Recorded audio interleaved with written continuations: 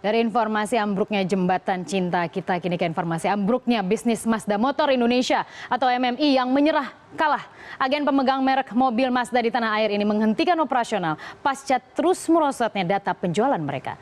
Mereka tidak membeli efisiensi. MMI justru memindah tangankan roda bisnis Mazda kepada PT Eurocars Motor Indonesia. Setelah Ford, ini kali kedua pengelola brand hengkang dari tanah air. Ada apa dengan bisnis Mazda? Mazda lepas kemudi. Saya ulas sebelengkap untuk Anda pagi hari ini. Kita lihat terlebih dahulu dari data yang kami miliki mengenai data ini. Pertanyaan pertama saya, apakah Anda menggunakan mobil jenis Mazda CX-5 atau Mazda 2? Anda mungkin perlu mengetahui informasi ini karena ternyata sekarang pengelolaannya beralih fungsi. Dari yang sebelumnya dari PT Mazda Indonesia, Mazda Motor Indonesia digantikan ke Eurocars.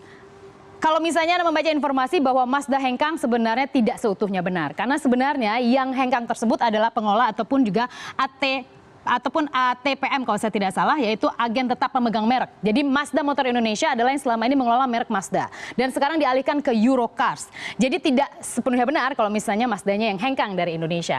Tapi apa yang terjadi? Siapa sebenarnya Eurocars?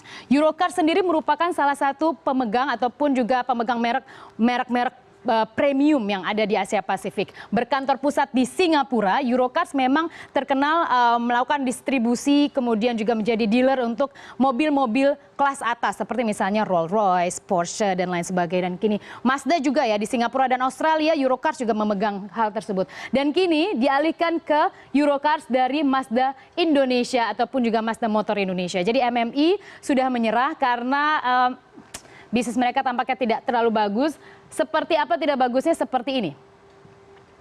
Kita lihat, ini adalah tren penjualan yang kami himpun dari Gaikindo. Kita lihat bagaimana data penjualannya. Data ini kita berbicara tren saja, bahwa memang rata-rata ada yang mengalami stagnansi, ada yang mengalami depresiasi, tapi ada juga loh yang mengalami apresiasi ataupun kenaikan. Honda misalnya. Data ini adalah data tahun 2015, tidak begitu jauh memang refleksinya terhadap tahun 2016. Kita lihat bahwa pada Toyota mengalami drop hingga akhir 2015, kemudian stagnansi terjadi di brand Daihatsu, sementara Honda mengalami kenaikan. Tapi Ford dan Mazda mereka masuk di sini nih. Jadi kalau kita bagi zona-zona yang berat untuk bertahan memang ada di zona sini. Jadi penjualan mereka itu misalnya untuk Ford sendiri 9.334 unit, kemudian 6.600 unit untuk Mazda misalnya.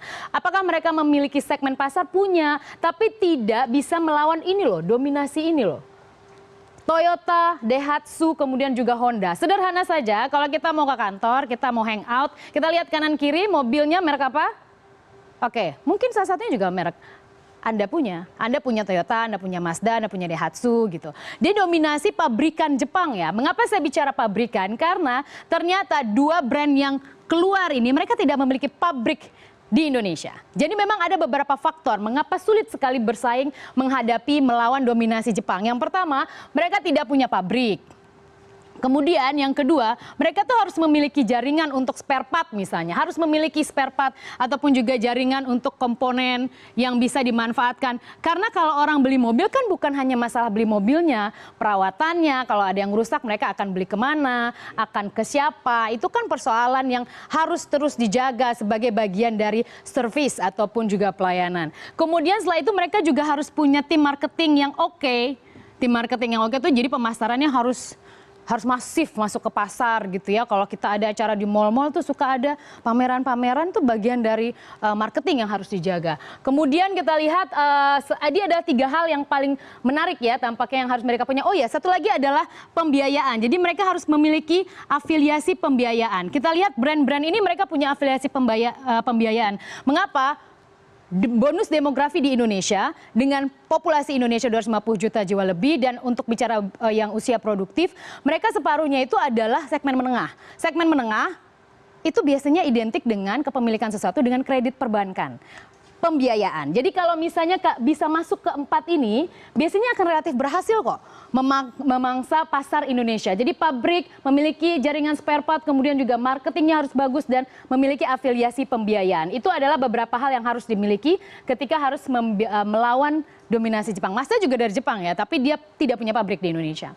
Lalu kita berbicara mengenai 2 perusahaan. Tadi saya sudah menyinggung sedikit bahwa Mazda adalah yang kedua setelah Ford yang tidak mampu bertahan di Indonesia. Tapi yang membedakan adalah Ford itu sudah lebih lama ya. Ini yang berasal dari Amerika Serikat, sementara Mazda dari Jepang sudah lebih lama Ford 16 tahun. Tapi menariknya Mazda langsung dapat ATPM loh.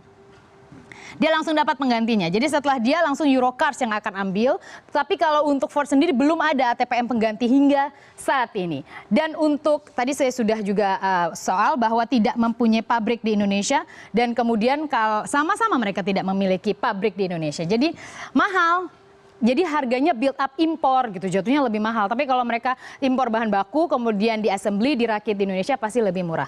Lalu seperti apa sih pangsa pasar Indonesia ataupun otomotif di Indonesia? Tidak lain tidak bukan. Saya kasih love ya. Kenapa? Karena ternyata masyarakat Indonesia sangat mencintai brand ini. Toyota berada pada posisi pertama dengan menguasai 33%. Kemudian diikuti oleh Daihatsu dengan 15,3%. Lalu diikuti sedikit oleh Honda 13,1%. Anda tahu ini brand-brand ini milik siapa? ASI ya, emiten blue chip di Indonesia. Kita lihat ada Astra International. Kemudian selanjutnya kita lihat ada Mitsubishi dengan 11,7%, Suzuki 12,8%, dan merek-merek lain yang masuk misalnya Nissan dan kawan-kawan. Jadi Toyota masih menguasai pangsa pasar di Indonesia. Dari mana data ini? Apakah data ini berhenti sampai di angka? Tidak.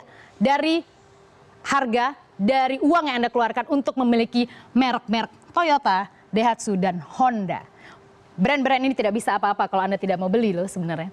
Itulah yang mengakibatkan sehingga tidak mudah memang bersaing dengan brand-brand pabrikan asal Jepang karena mereka tuh masuknya strukturnya itu sudah sangat terkonstruksi dengan baik. Jadi konstruksi bisnisnya sudah masif gitu. Jadi memang tidak mudah, tapi harusnya memang ini menjadi bukti bahwa sangat mudah, gurih sekali pasar bisnis otomotif di Indonesia. Terbukti jalanan macet terus ya tiap hari, tapi memang didominasi oleh brand-brand tersebut. Harus dimiliki ataupun juga harus dimiliki sebuah strategi yang tidak biasa, yang punya jiwa fight yang lebih baik karena memang susah sih ya, masyarakat Indonesia itu memang tampaknya senang dengan brand-brand pabrikan Jepang tersebut, yaitu Toyota, Honda, Daihatsu, dan kawan-kawan. Tapi untuk merek lain, mereka punya segmen pasar meskipun sangat sedikit.